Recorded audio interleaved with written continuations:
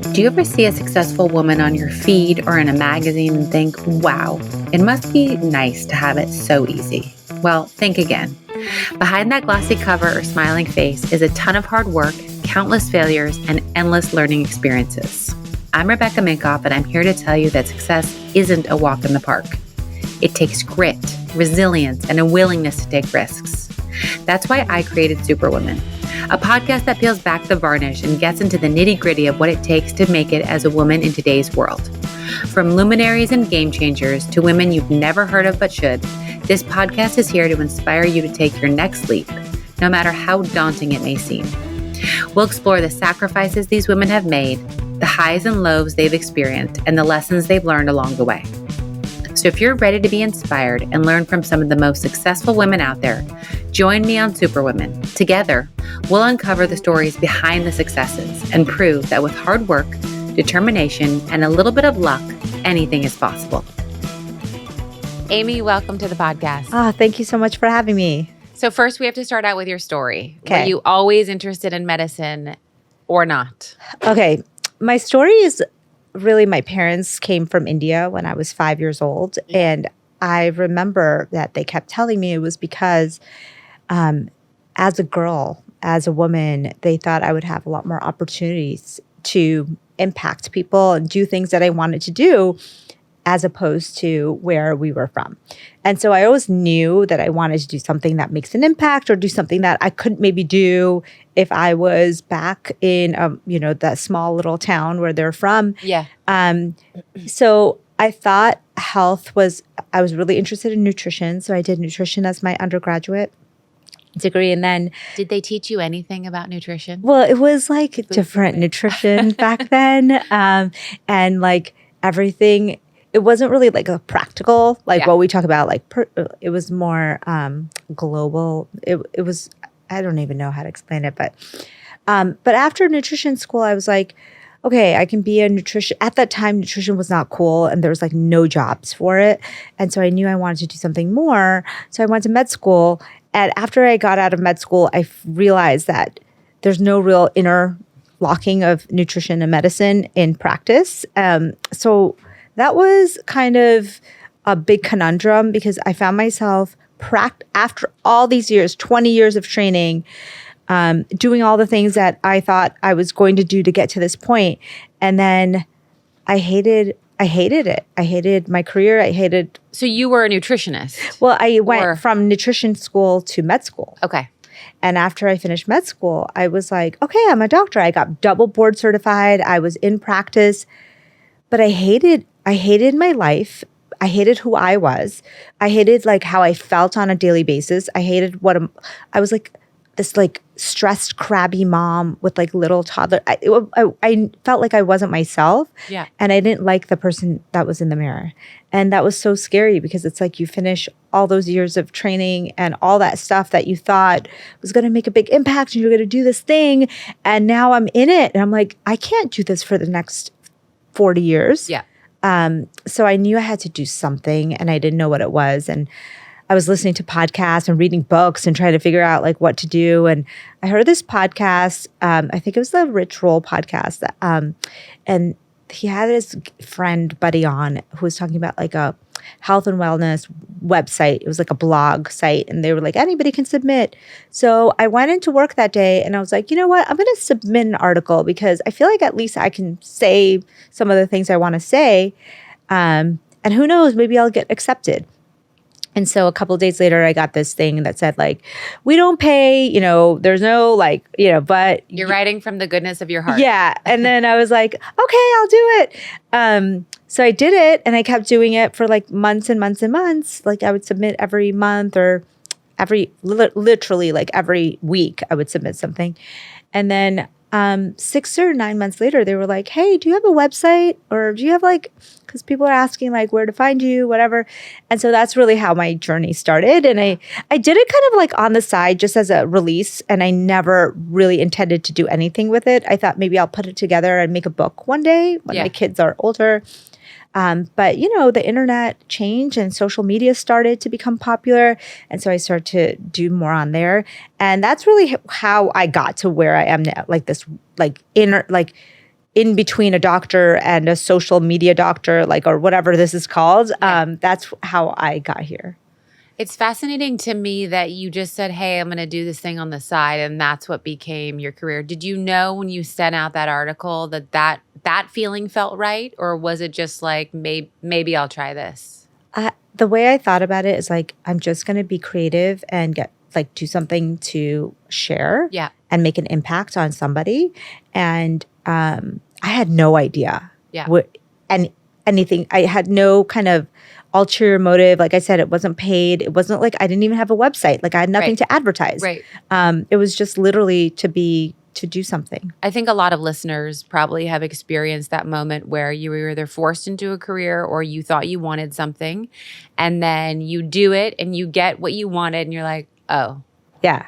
And you described that to me just earlier.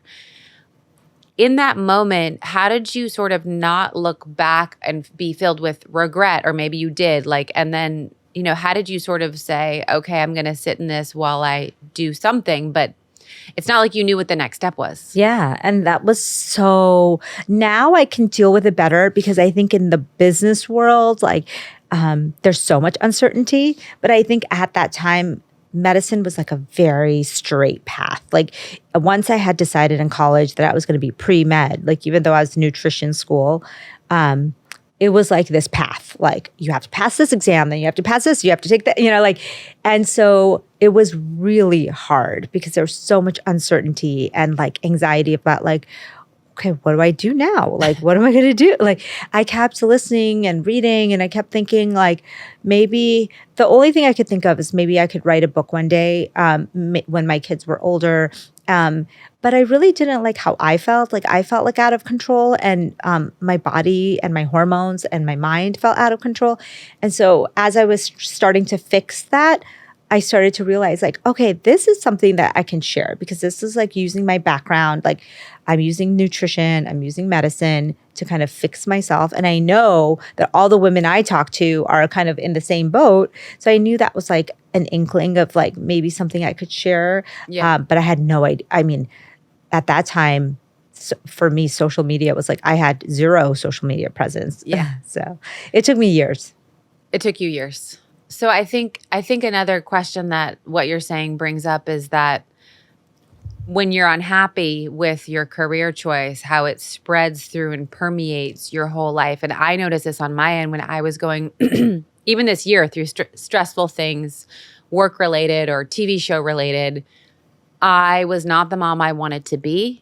I was not the wife I wanted to be. I was not the friend that I was I used to be so much better at all this, but it takes over. And yes. So I'm curious now that you're happy in what you're doing, or I'm assuming you are. Yeah. How that has impacted the other parts of your life. I think you're exactly right. I think some people are able to separate work and personal. Yeah. I was not one of those people. I need my work to be satisfying and something that, of course, is not always rosy. There's lots of problems I have now, growing pains and things that I didn't even anticipate would be here. Good problems. Yeah, it's good problems. And I feel I think I remember that time, and I remember getting an invite from someone and just being so frazzled and overwhelmed and tired that I wrote this very short response of no, I can't. And almost to the point where I was this is not me. This is not how I talk to people. Yeah. This is not how I want to be remembered. Right. In my life. And so I knew that it was permeating into everything, and I knew I had to change something. But, I think a lot of people can relate. Sometimes you're in that situation, but you just don't know what to do. Yeah. So in hindsight, what would you tell someone if they were in that intersection of I'm miserable in my job. I thought I had a dream. This is not it. Yeah. What do you say to someone? I think just exactly what I went on all these long walks and all these long hikes and all these long, and sometimes I would listen to podcasts or books. Sometimes I would just listen to nothing, and I just did something. I didn't know where it was going to go. I just did it. And join a club or try something new. I think just taking action, small, and it can be temporary, okay, I'm not good at, jujitsu, like whatever, do something and see if that's the right fit.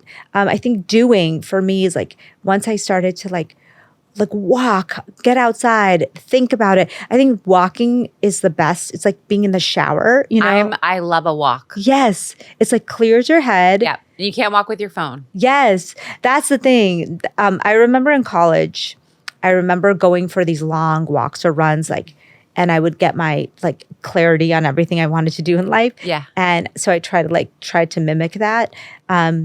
And I think that's still true, but you're right. The phone thing makes it really hard. Like even showers, that's why showers are so powerful. And plane rides, like I get the best ideas during the no Wi-Fi zone. Yes. So try to mimic that and do something. Like I think being paralyzed in your situation is like the worst.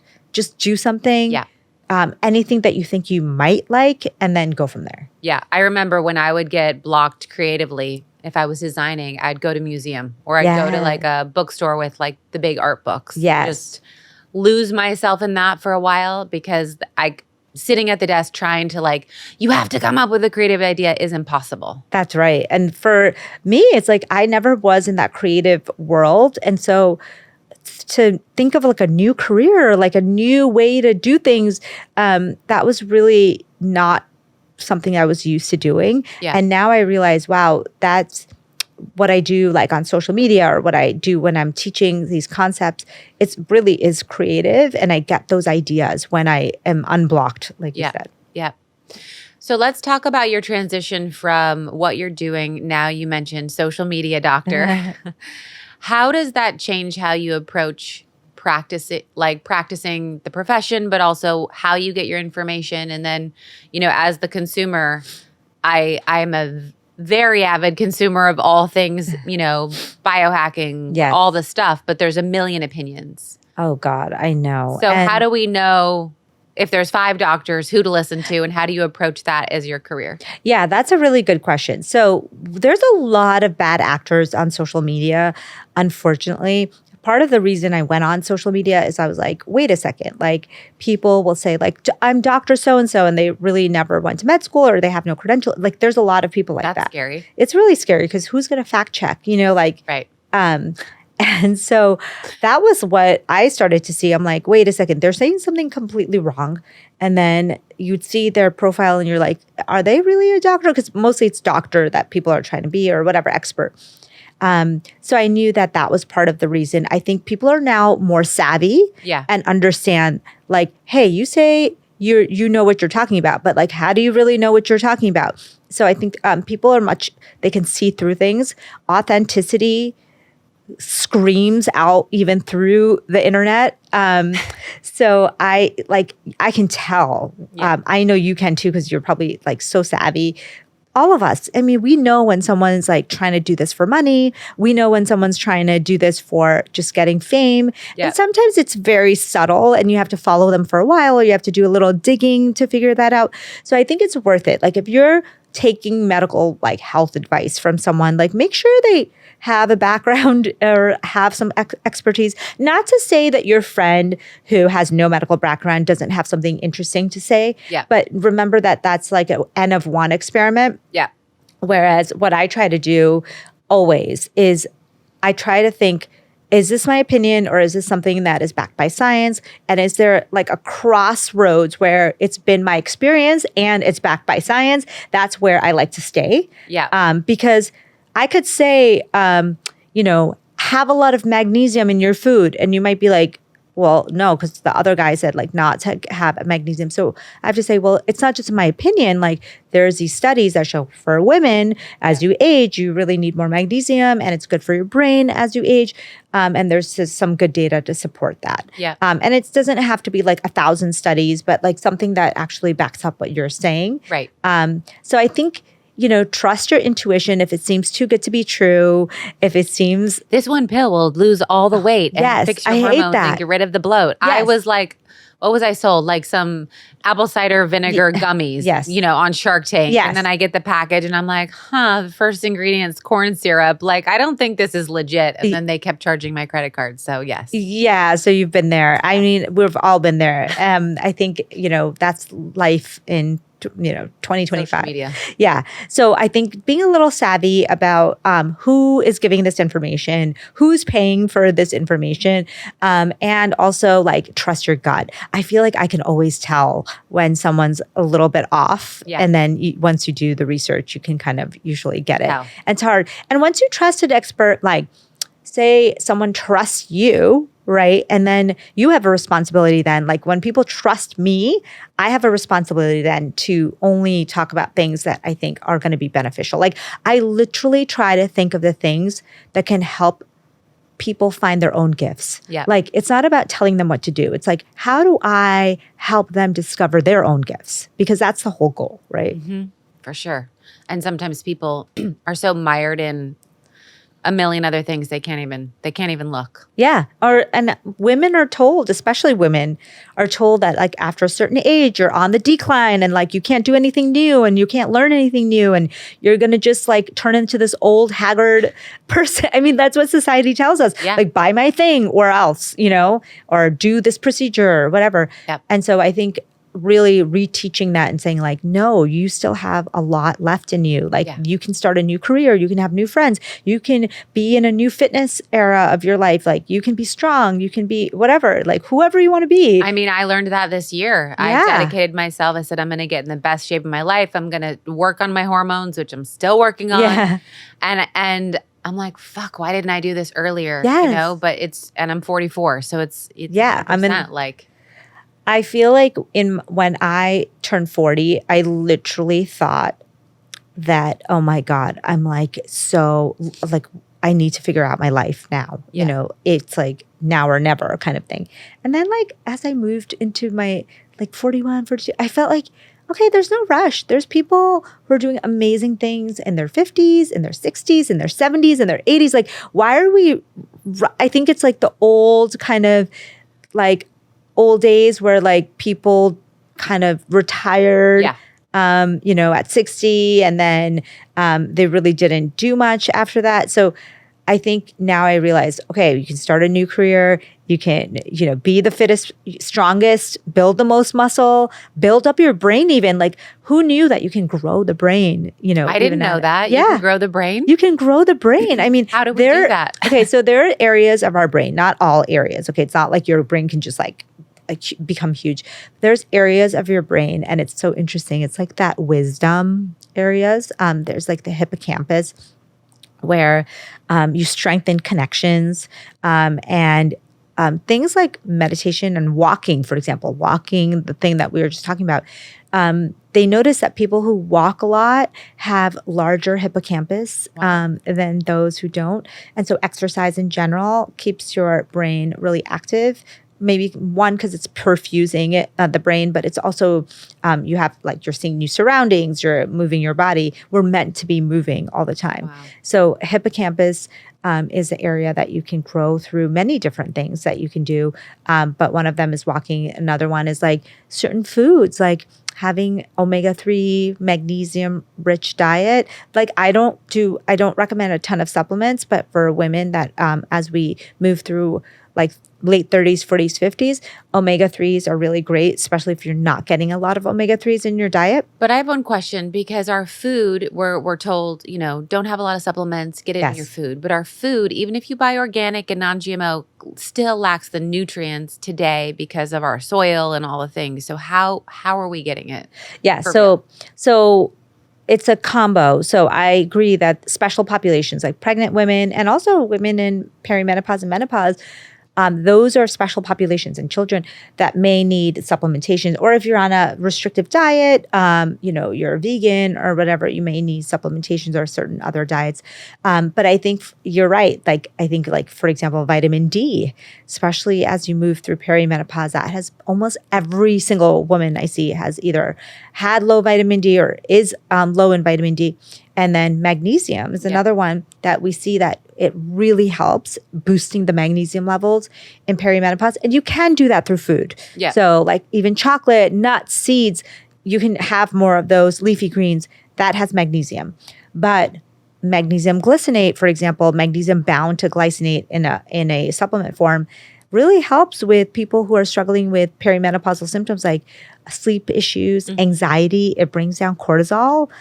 So it can be really helpful. But I agree with you. It's kind of like minimize your supplements, but then, you need to be taking this much. How much food can we be eating? Or like, a whole bag of spinach. Yeah, it's really difficult. So I usually say most people probably want to consider vitamin D. Most people, especially women in perimenopause, want to consider magnesium, boosting their magnesium intake and omega-3 intake. And if you can't get it through food, then you should supplement with it. Yeah. And I'll put in the show notes some good links to vitamin D and magnesium because it's not all equal. You can't go to CVS and buy their like CVS brand vitamin D and magnesium. Yes. It's not, no offense, CVS. Yeah. But that's not the stuff that's necessarily the best. And that's the problem too, right? The supplement industry is so adulterated and there's like not enough oversight. I think there are good brands that police themselves. Yes. But like if you go to some place like Amazon, for example, when they do like random testing. yeah. Yeah. And they just take like the top,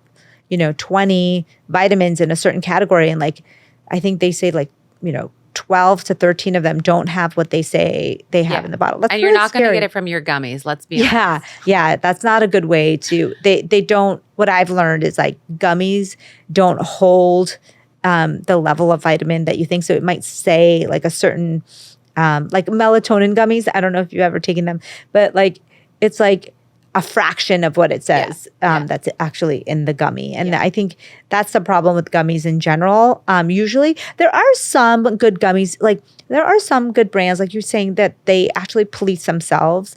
And like stores like Whole Foods, they really do a good job of like taking out all kinds of brands that have additives. They like you can't even get in if you have a certain ingredient in your ingredient list. So those are good places to start. But yeah, I think it's really confusing. And people ask me all the time, and it's hard for me because it's good for you to say it in your show notes, but it's hard for me because then it's like, oh, you are paid by X, Y, and Z, and that's why you're saying that. And it's like hard because I'm like, okay, well, it's like doomed if you say it and you're doomed if you don't. I'm not paid, so I'll just say that exactly. I like Thorne, I like Body Health. Yes, those are great brands. Yeah, those are two off the top of my head that I know. I'm like, okay, good. They police themselves. Yes, these are good products. Yes, I think there's some good ones out there that actually, and third party testing is really good. I think really learning a little bit more about your supplements is a good idea. Yeah.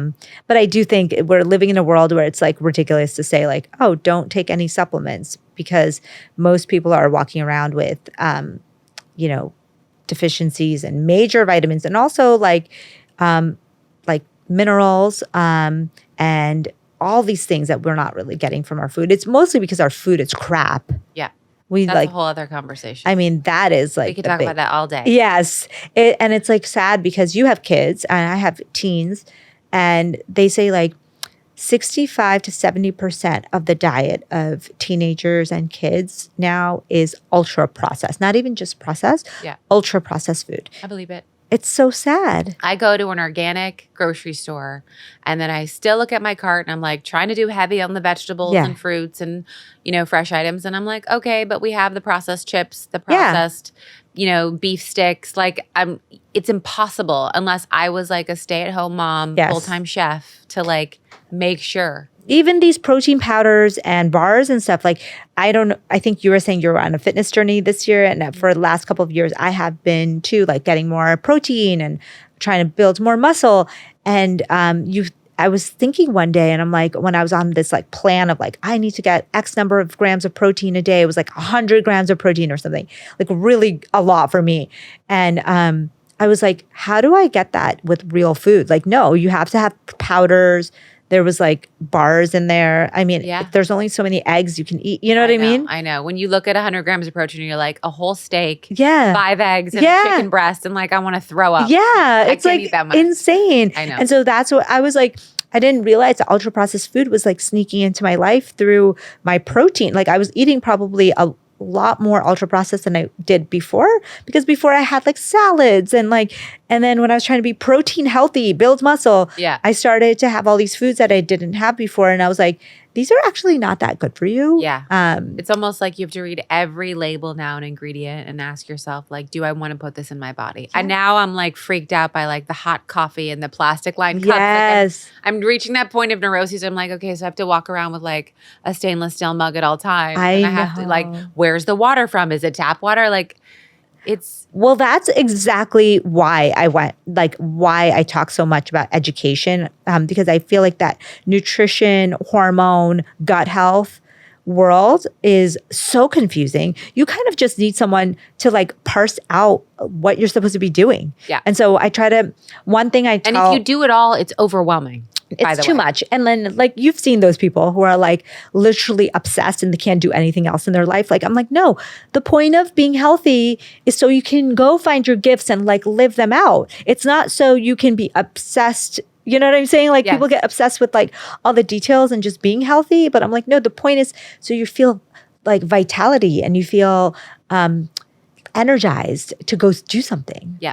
And be a great mom or whatever it is you want to do, or like go volunteer, or make a new product, or like whatever it is that you want to do.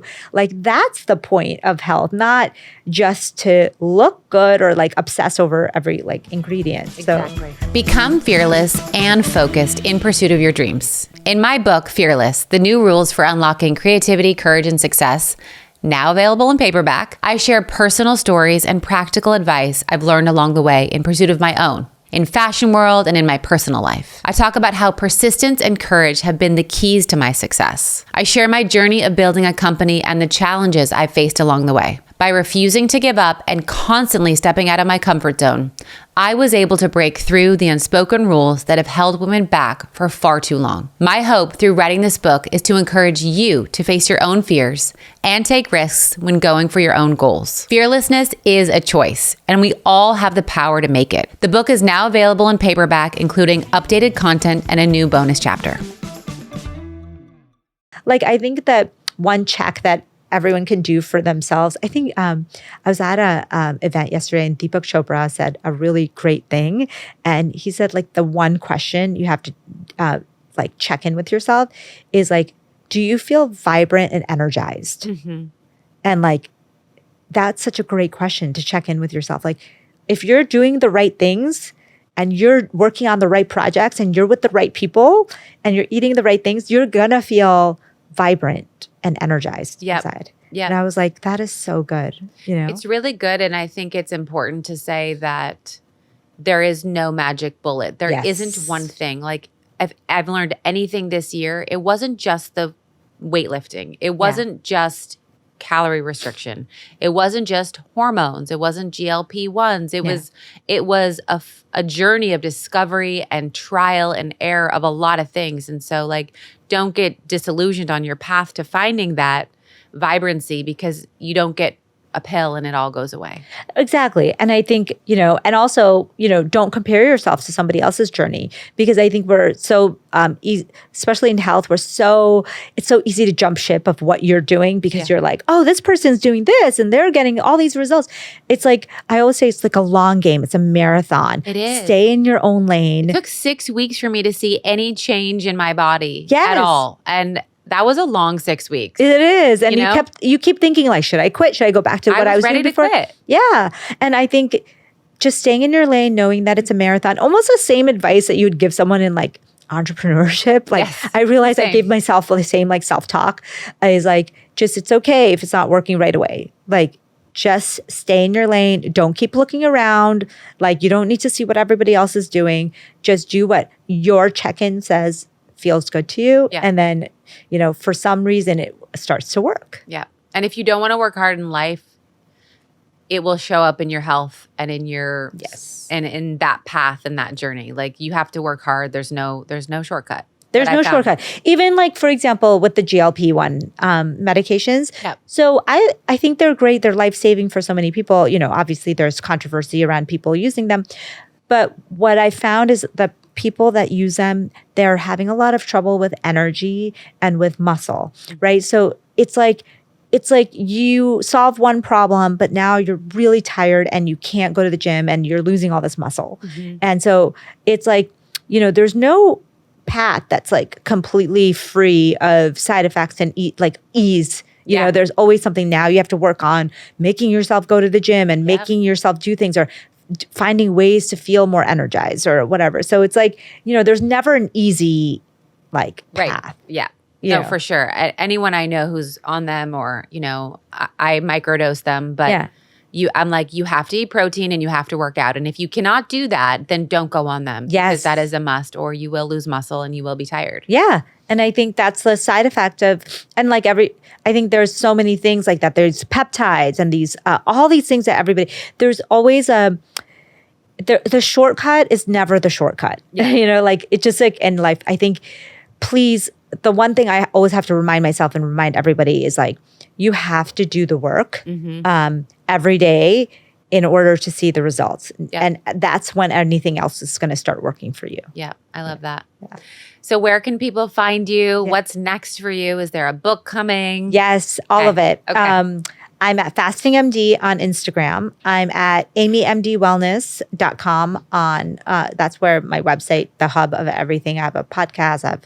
And I'm working on a book. It's I'm still working on it, so it's still kind of like, not yet announced, but should be coming out soon. Okay. And you said fasting. We didn't even talk about fasting. Yeah. So I'll be honest. So I had started talking about circadian fasting for women, like fasting for women, and I had changed my Instagram handle. And Rebecca, it's so crazy. I grew insane amounts during that year. And then I was like, I'm ready to be back to Dr. Amy Shah, but I can't, you can't change it. They're like, you are now stuck, cemented into that name. And so I said, well, I want so there's, how it is with Meta. It's like this whole thing and you can't change, so I'm in kind of like the process. But the type of fasting that I recommend for women is just like intuition, using circadian rhythms.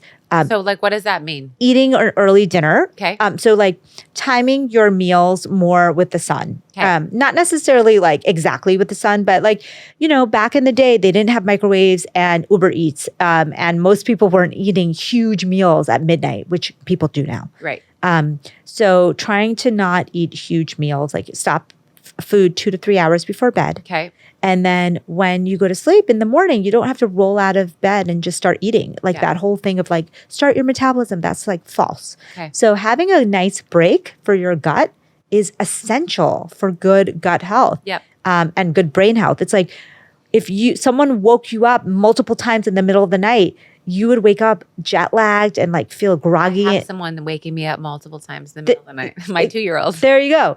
That's, how you feel the next day? I'm exhausted every day. Yeah. Yeah. That's what your gut is feeling all the time. People, not yours, but people who eat all kinds of food late at night and then early in the morning, people don't realize that gut-brain connection is so strong that you need to have gut rest. And we live in a society now, modern society, where there is no rest for our gut. Right. People are resting it for maximum 8 hours, and that's not enough. So what do you think the window is? Is it 12? Is it 16? 12 to 16. Okay. Yeah. I think the sweet spot for me is 14, or eating dinner at 7 p.m. and then not eating breakfast till 9. That feels right to me, but it depends on what part of the cycle you are on. If you're having a stressful part of your life, you can go shorter and longer. Okay. But I don't think it's women in general can tolerate 16, 18, 20 hours of fasting a lot of men do, and just, be fine. It's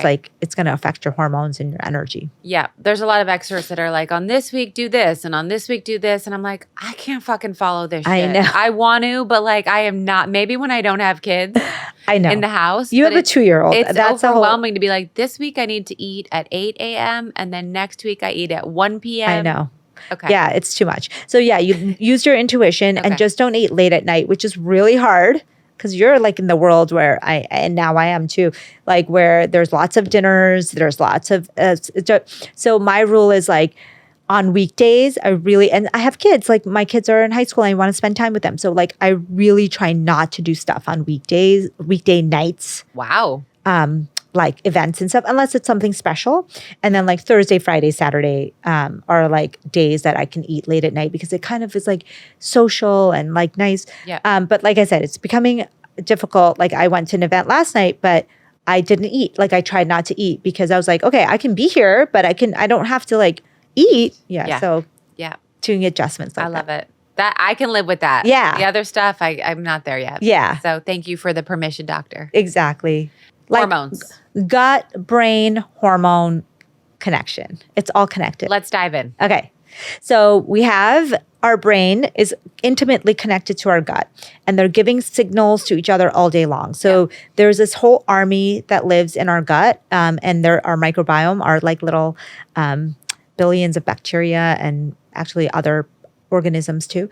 And they make decisions on what you are craving, how you're feeling, what hormones they're going to kind of release back into the system, all of it. So it's like this control center that's between your brain and your gut.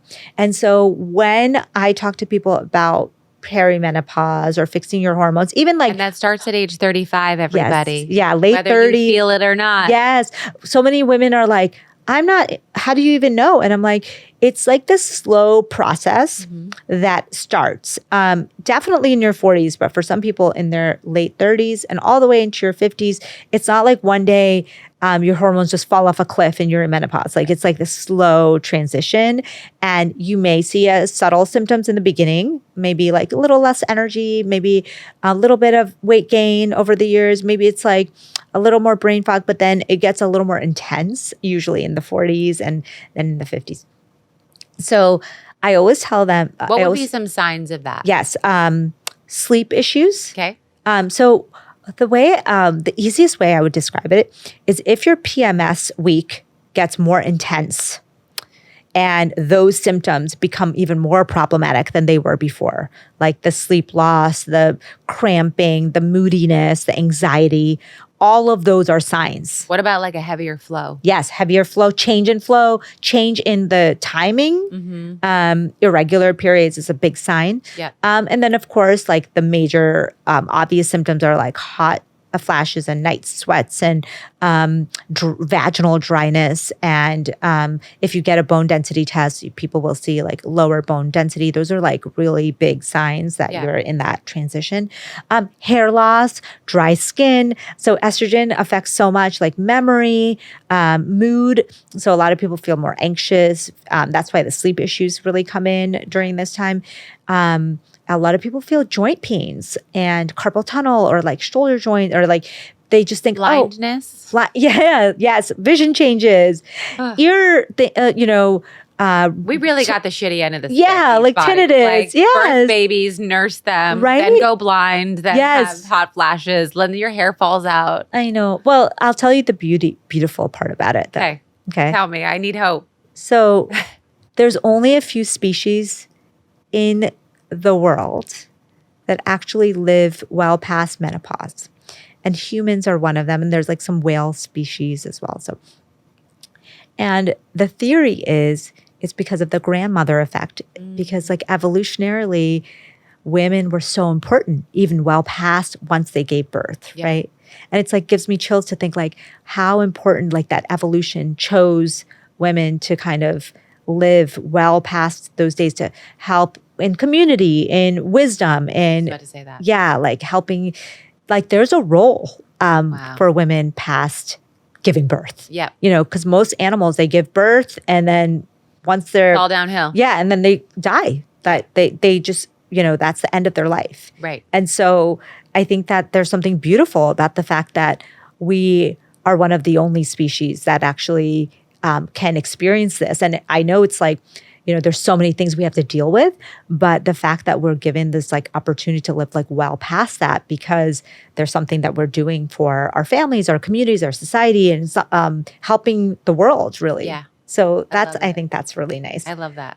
So one of the ways to think about it is that gut-brain connection, that's control center, that is making all the decisions in the modern world is like broken, right? Like eat very little fiber. We're like, they're starving. Our army that's supposed to be our control center is like starving and struggling. So we eat all these antibiotics and all these things that like kill the gut bacteria. And then our brains are struggling because we're like getting inundated with negative news and negative people and all this stuff. So this gut brain connection, especially for women, is really broken and disconnected. And so one of the best things you can do for yourself in perimenopause, 30s, 40s, 50s, is rebuild that, because that's going to help you not only through this transition, but it's going to help you long after. And so the stuff that I've read is you can eat apple peels is good food for them, and sauerkraut, Yes. and only probiotics that make it past the stomach acid barrier. So Okay. what are your expert advice? The very simplest rule I have for women is 30 grams of protein in the morning. Okay. So that you get your mood stabilized, your protein, you're starting your day really, and you're feeding your gut. 30 grams of fiber throughout the day. Okay. I like BioMe. I don't know if you've tried it yet. Yeah, Okay. really good. Yeah. And then 3 servings of probiotic foods every single day. So 30, 33. Okay. It's that simple. Okay. And you can be on any diet. You could be like, I'm like agnostic. Like you could be vegan, you could be paleo, you could be like meat, whatever. But getting 30 grams of fiber is hard on certain diets, but you really have to work on eating more seeds and nuts and plants and all the things. Chia seeds, flax seeds, all the things that add fiber to your diet. Yep. And then the 30 grams of protein, that's a great way to start the day. The beginning of the day is the best time that you're going to be able to get your protein in. It helps counteract that muscle mass loss that we feel that we get in perimenopause. And then, so I say start with the 30 grams of protein. Yep. Then add on 30 grams of fiber throughout the day. And then the last piece, which may be the hardest for people, is like 3 servings of probiotic foods, which could be a spoon of sauerkraut, 1 apple cider vinegar, in your dressing, the raw kind. And maybe it's like 1 probiotic cottage cheese, like 1 serving. And that's your 3 that's servings. pretty easy. Yeah, it's not hard at all. And what does 30 grams of fiber look like? So 30 grams of fiber, if you like have a easy tracker, like a free one, I'm not paid by them, but like MyFitnessPal or any of those free, you can like check one day of what you're getting. Most of us are getting like, 95% of the American population does not get 25 grams even. That's like the recommended American amount.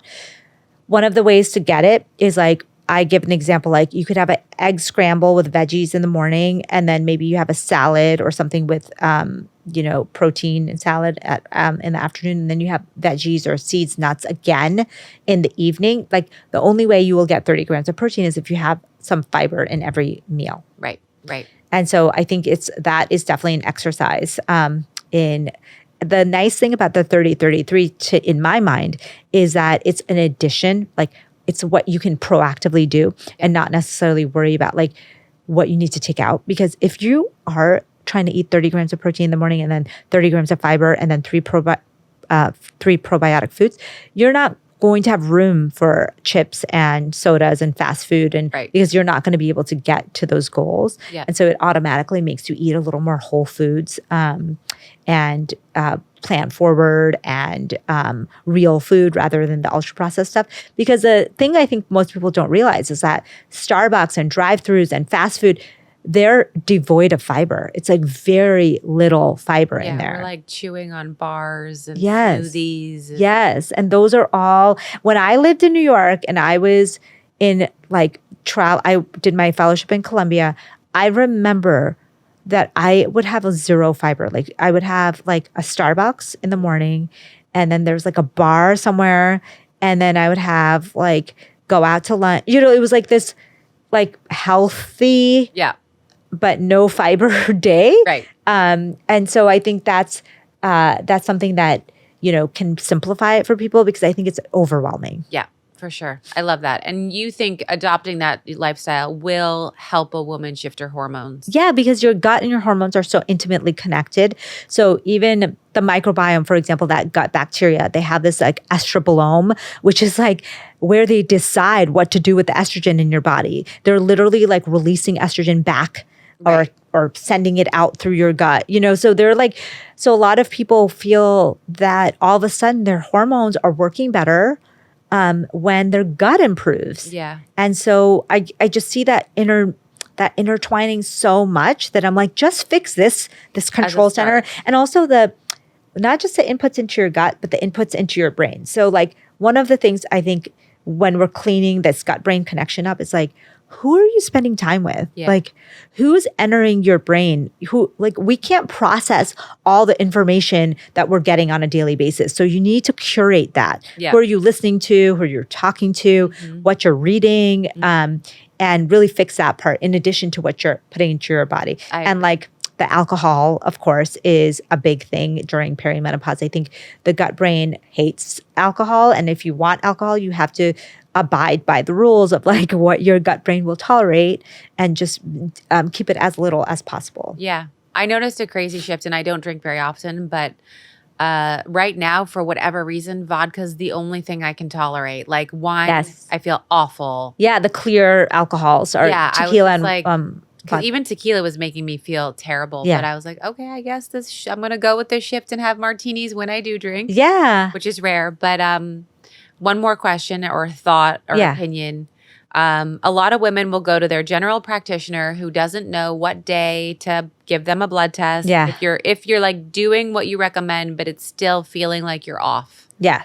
And I hear like, oh, I just went to him and they just did a blood test. But I'm like, no, it has to be on days 19, 20, or 21. Yeah. I've been told get a blood and a urine test to see where your hormones are, and then see someone who is a specialist in the area, not just, again, who's going to slap a patch on you or give you creams or put pellets under your skin. Yes. So like for those listening, the pellets scare the shit out of me. And they release hormones at very irregular ways. And people's testosterone will be like through the roof, and they'll get all these really, really dangerous heart issues with that. So that is not something that you want to play with. Yeah. So what would you recommend for those listening? What kind of doctor should they look for? And is it true to do it on those days of your cycle? And do you recommend a urine and a blood test? Because I know this gets expensive. Yes. Really quickly. Okay. So I'll tell you this. There is no test, no validated test, and you don't even need a test to tell a woman that she's in menopause or perimenopause. No, but I'm saying a test where like when I did my test, my estrogen was 30 times higher than my progesterone for the ratio it should be at. So like telling a woman that. Yes. So, what I was trying to say is like, if you're feeling awful and someone tells you your tests are normal, you don't need to think like, oh, you're crazy, is what I mean. There's a lot of the times the test can't pick up. Our hormones, especially during perimenopause, is like a roller coaster. And even if you test on the right days, you may catch it when it's like completely off or it's completely different than the day before. So if you had done it, you know what I mean? Yeah. It's really maddening if you think about it. It's like a roller coaster. And so wherever you catch that on the roller coaster, it may not give you the answers that you were looking for or that you needed. Right. And so a lot of women come and say, well, I got my hormones tested and they said I was fine, or vice versa, that like it didn't make any difference or whatever. So I think that's the problem with hormone testing in general. Okay. Is like we have too much fluctuation in our hormones as women. Even if we're having a very beautiful regular cycles, you can kind of time it.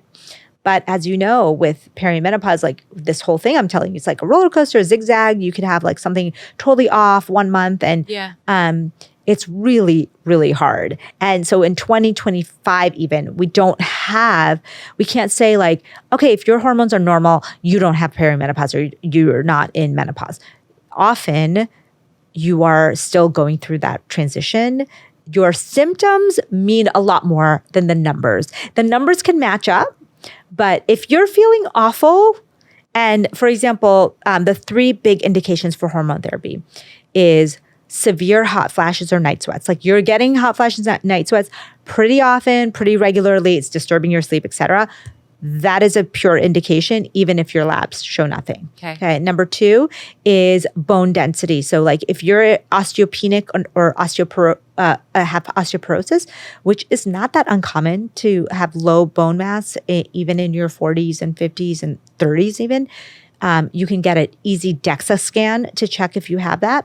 And that is something that is an indication for hormone therapy because you want to kind of slow that decline. If you're already osteopenic, you need to be on hormone or you may benefit from hormone. So that's another indication. And the third indication that's a clear indication is like vaginal symptoms. Like if you have severe pain with sex or severe dryness or vaginal symptoms that are very like disturbing your life, those are indications no matter what blood testing shows. Like you can go to your doctor and say, hey, I'm having these symptoms. I'm pretty sure those are like clear indications for hormone therapy.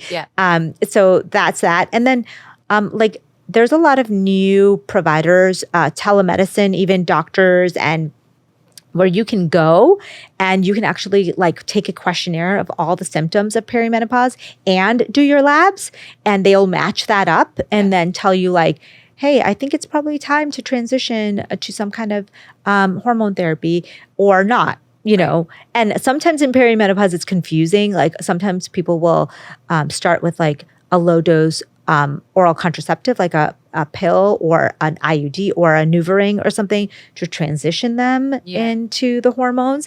But a lot of doctors now are menopause certified or trained or have knowledge on that. So definitely find someone who understands and is not just going to be like, you're fine, you know, just go away. Is there a list of questions like, let's keep it at 3 for people that you could ask your provider to quickly know, oh, they know this or they don't? Okay.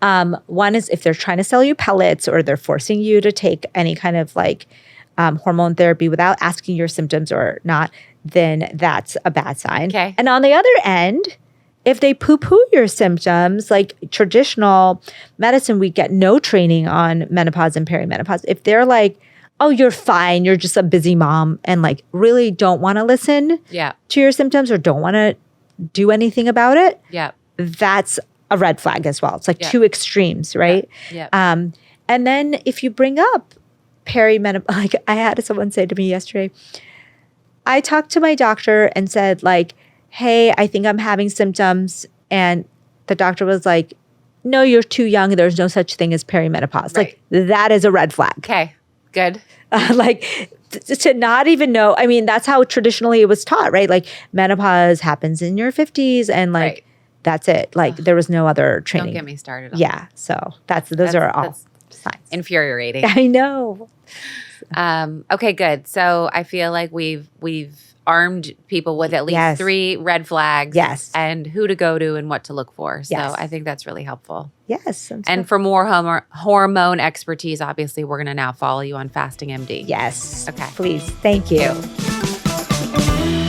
I just wanted to thank you guys for listening to today's episode. I also want to ask you to rate and review the show wherever you listen to podcasts. I know it's a pain in the butt, but it actually helps with search and algorithms. So if you love this podcast, it is an easy way to get it more visible and out there. I also want you to follow me on Instagram at Rebecca Minkoff, at RM Superwomen, and be sure to check out my book, Fearless, The New Rules for Unlocking Creativity, Courage, and Success. Thank you again, and you will hear from me next week.